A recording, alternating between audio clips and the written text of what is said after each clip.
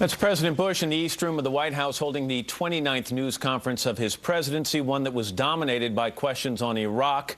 He went through at the beginning a statement outlining a laundry list of accomplishments and setbacks in Iraq, including the loss of life in this month alone, October, one of the deadliest months in the war in the last year or so. 93 U.S. servicemen killed in the line of duty. He said he understands that many Americans are not satisfied with what's happening in Iraq and added that he's not satisfied himself. And then he said the ultimate accountability for what's happened rests with me.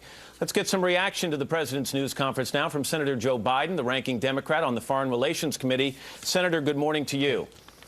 Good morning. The president laid out, he went to great lengths to lay out the plan for the foreseeable future in Iraq. He said, we're flexible in our methods. We're refining our training practices for the Iraqi security forces. We've changed our force structure, and we're looking for a political solution. You've outlined a plan for the foreseeable future. What's the biggest difference between what you're saying and what he's saying?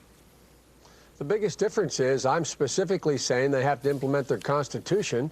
They have to, in fact, allow federalism to go forward, which the Iraqi Constitution Parliament just voted for. They have to give the Sunnis a piece of the oil to get them buy-in, and they have to keep the neighbors out. I didn't hear anything about that from the president. And matter of fact, Matt, the plan he laid out was essentially the same. He said, and I'm reading, train and equip, and get the Iraqi security forces up and running, and have independent capability to run their They're already stood up 400,000 troops, Matt.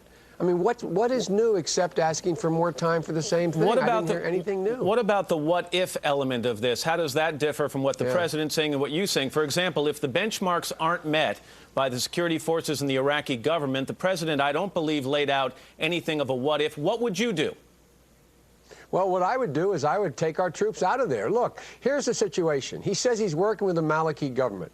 Our military, in my 7 trips there, our military from the beginning is saying we've got to go into Sadr City and take on some of the elements in the Mata militia, the guy everybody knows about, Sadr. What did Maliki just say? He held a press conference yesterday saying they went in to get bad guys. That's not going to happen again.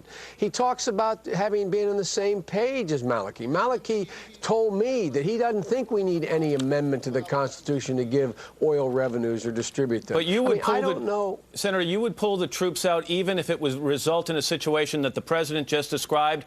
It would look like Afghanistan under the Taliban? By the way, it will look terrible if we pull out. But here's the option.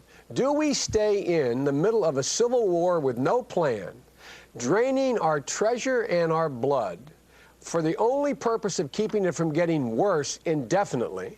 Or do we pull our troops out, reposition them, and get a regional agreement as to how you contain this? Look, I think there's still a chance to make this work, Matt. The way to make it work is get a political solution.